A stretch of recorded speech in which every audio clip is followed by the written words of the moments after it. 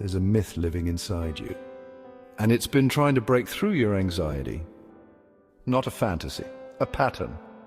A language older than words that whispers when your logic stops working. And when you don't know the story you're in, even survival feels like confusion. You go through the motions, you show up, you perform, but the quiet ache doesn't go away. You've tried everything, more control, more systems, more striving, but what if you're not meant to be solved?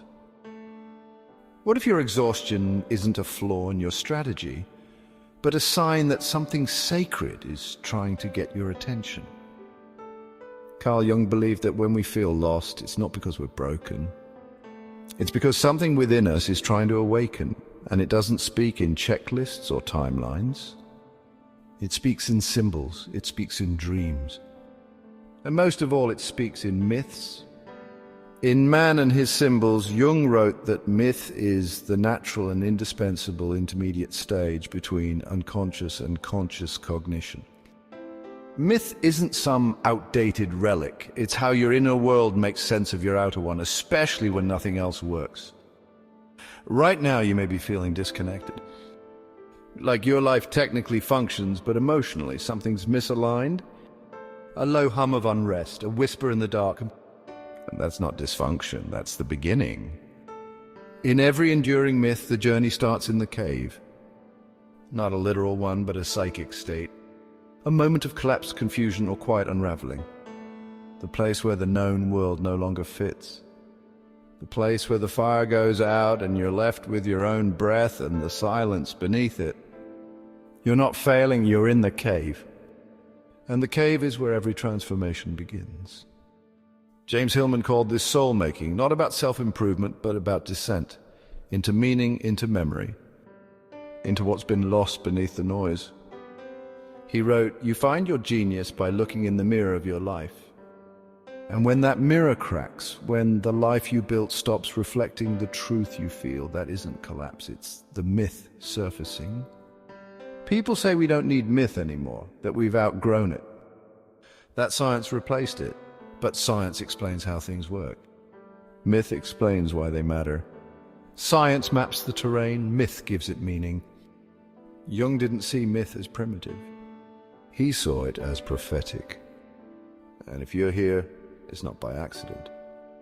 Maybe this is the moment your old map burns. Maybe this is the firelight flickering in your cave. And maybe, just maybe, you're finally ready to hear the story you didn't know was yours. Come closer, let me tell you where it begins.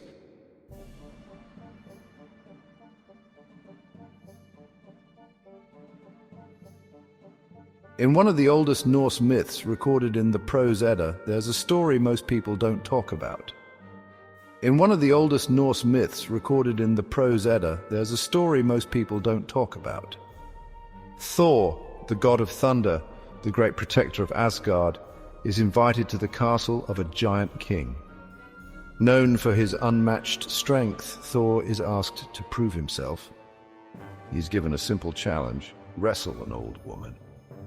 He steps forward, frail, stooped, silent. Her name is Elli. Thor laughs. But as the match begins, something strange happens. No matter how hard he pushes, she does not yield. No matter how loud he roars, she does not move. Slowly, almost gently, she forces him to one knee. Afterward, the king reveals the truth. Elli is not just an old woman. She is old age itself, and not even gods can overcome her. This myth isn't about Thor, it's about us. Carl Jung once said, myths are original revelations of the unconscious psyche. They don't tell us what happened. They show us what's happening right now beneath the surface of our lives. Because maybe you've been living as Thor. Maybe you've been pushing, holding, carrying. Maybe you've made a life out of being the strong one. The dependable one, the one who never buckles until something changed. Not a breakdown, just a slowing. A tiredness that doesn't go away. A strange sense that effort doesn't yield the same results. Like you're wrestling something invisible and for the first time, you're losing. That's Elli, not a symptom, not a weakness, a threshold. Joseph Campbell said myths are clues to the spiritual potentialities of the human life. This one's a clue you've reached the end of one story. And that a new one can't begin until you stop pretending you're invincible. Because what if kneeling isn't failure? What if it's revelation? Clarissa Pinkola Estes in Women Who Run with the Wolves wrote, "If you have a deep scar, that is a door. Your fatigue may be that door. Not a closing, but an opening to a new kind of power. The kind that doesn't dominate, but integrates. The kind that doesn't scream, but listens." Jung believed that true transformation requires meeting the unconscious as a partner, not an enemy. That means honoring the parts of life we can't command: grief, aging, surrender, silence. And this is the forest. In myth, the forest is where paths vanish, where maps fail, where the beast waits, not to kill you, but to reflect you, to ask, who are you without the armor? Who are you when strength no longer saves you? You don't need to answer yet. You just need to stop wrestling. Because the beast you fear might be holding the story you've forgotten, and it won't speak until you kneel. Not in defeat, but in readiness, to hear what only the forest can reveal.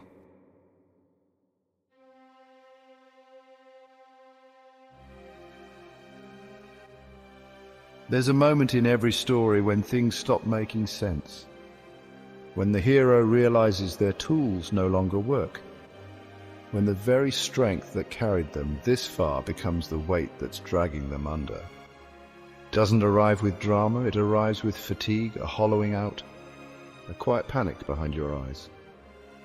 You're still showing up, but something in you is burning down. This is the fire.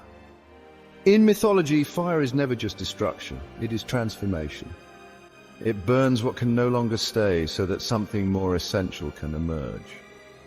And in this myth, Thor's failure to overcome the old woman isn't a defeat. It's the beginning of insight, because he didn't lose because he was weak. He lost because he didn't understand the game had changed. You may be standing in that same fire right now, still trying to conquer your exhaustion with effort. Still trying to outmuscle the quiet signals your soul keeps sending. Still thinking that burnout is a problem you can think your way out of. But Carl Jung didn't see the unconscious as something to be solved. He saw it as a living intelligence, the great guide, friend, and advisor of the conscious mind. And sometimes the way it guides you is by stopping you. Sometimes it withdraws energy from the things that no longer serve your individuation, your movement toward wholeness.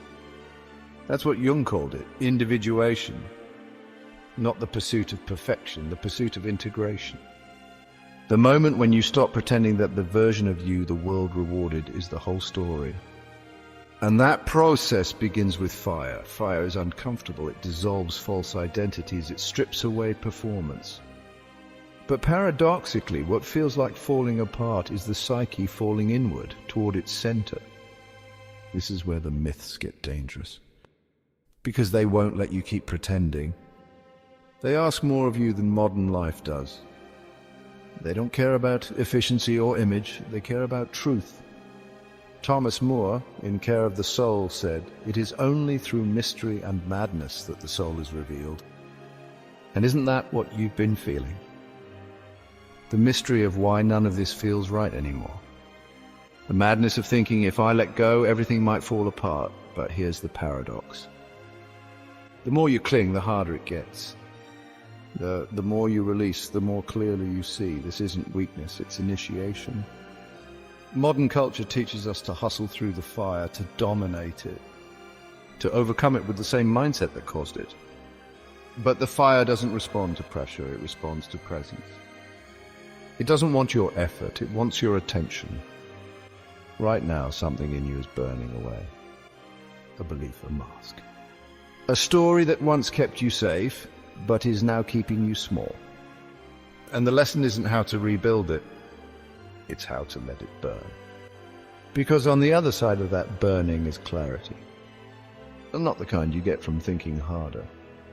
The kind you get from seeing what remains when all illusions are gone. That's the real myth behind Thor and Elli. That power without presence is hollow.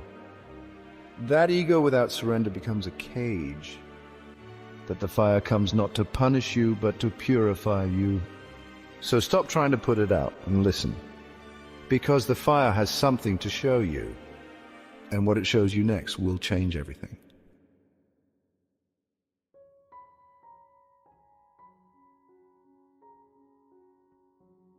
There's a story from the Sufi mystic Attar. You won't see it in most Western textbooks, but it has followed the soul for centuries. It begins with longing.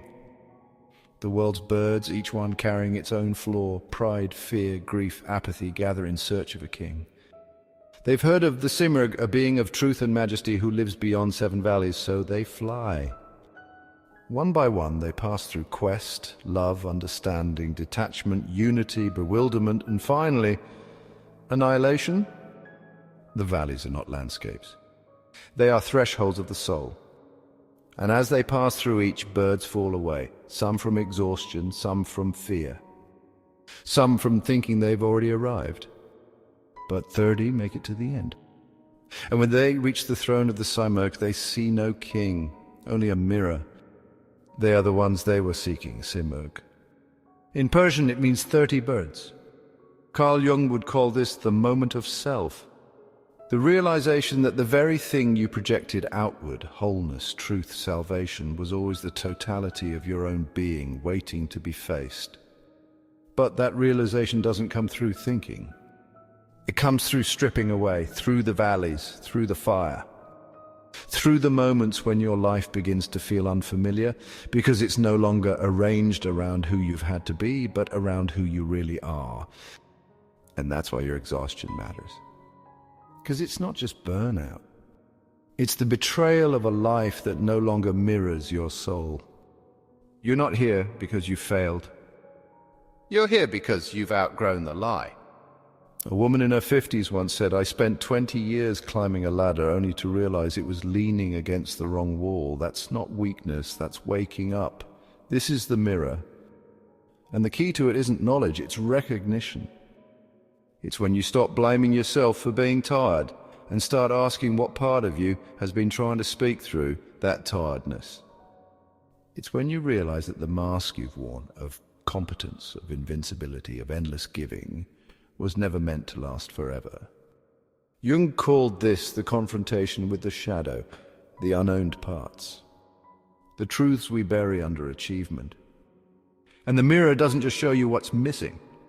It shows you what's alive, what's possible, what's waiting. You've already passed through the forest. You've walked through fire. Now the mirror appears, and it doesn't demand judgment. It offers clarity. Not from the outside, but from the inside out. This is what the myth wants you to see. That your story isn't over. It's just begun to be yours.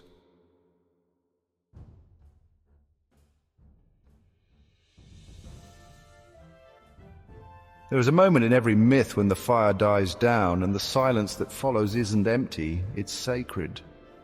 Not the silence of collapse, but the silence of what comes next. You've walked through the cave, you've faced the beast, you've stood in the fire. You've seen your reflection in the mirror. And now, something in you is no longer trying to return to how things were. Something in you is rising. Carl Jung believed that the self, the deepest, most integrated version of who you are, is not something you build, it's something you uncover. It's not manufactured through willpower, it's revealed through surrender. And what reveals it is the journey itself. In mythology, the mountain is not the obstacle, it's the invitation. It stands between who you were and who you're becoming. Not because it wants to test your endurance, but because only in climbing can you begin to remember what's been buried. This is the mountain. Not the climb to success, the climb into self. Joseph Campbell called this stage the apotheosis, the rising into a new form. But this transformation is not dramatic, it's often quiet, uneventful on the surface. What changes is not the scenery, but your seeing. Jung wrote, "The privilege of a lifetime is to become who you truly are." But that privilege only emerges when we stop asking, what do they want me to be? and start asking, who have I always been underneath the masks? You're not here to play a role anymore. You're here to become real. And that's what the mountain demands. That you bring all of you, not just the curated parts. The grief, the pride, the shadow, the tenderness, all of it, not to be judged, to be joined. James Hillman believed that each of us carries a daemon, a mythic seed, a calling written into our nature. He wrote, each life is formed by its unique image, and that image is a myth. And the climb is where that myth begins to unfold, not as concept, but as embodiment. A man once said, I built a life I thought I was supposed to want, but I never felt at home in it. That's not failure. That's the summit revealing itself. That's the moment the old map becomes useless and a new compass begins to pulse from the inside. This is when you begin to understand the myth wasn't something outside of you. It was something waiting for you to walk far enough into your life to finally hear it. And this is the crown. Not a symbol of superiority, a symbol of sovereignty, not authority over others. Authority over your own story. The crown isn't granted, it's remembered. It appears when you no longer need it to prove anything. It rests on your head the moment you stop trying to deserve it. Because it's not a reward, it's recognition that you are whole. That you are not who you perform to be. You are who you have always been becoming. And when you stand on that mountain, not to declare victory, but simply to breathe, you realize something astonishing. You never needed to be stronger. You just needed to stop pretending you were small.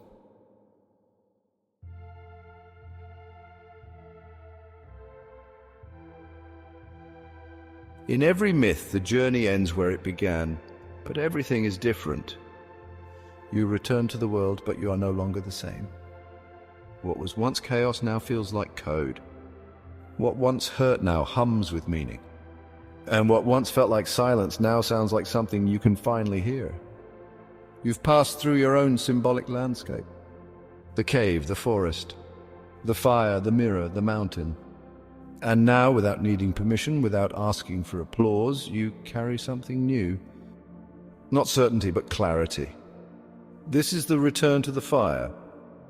Not the blaze that consumed you, the ember that remains. The kind of flame that doesn't destroy but warms, that doesn't blind but reveals. Carl Jung once wrote, people will do anything, no matter how absurd, to avoid facing their own soul.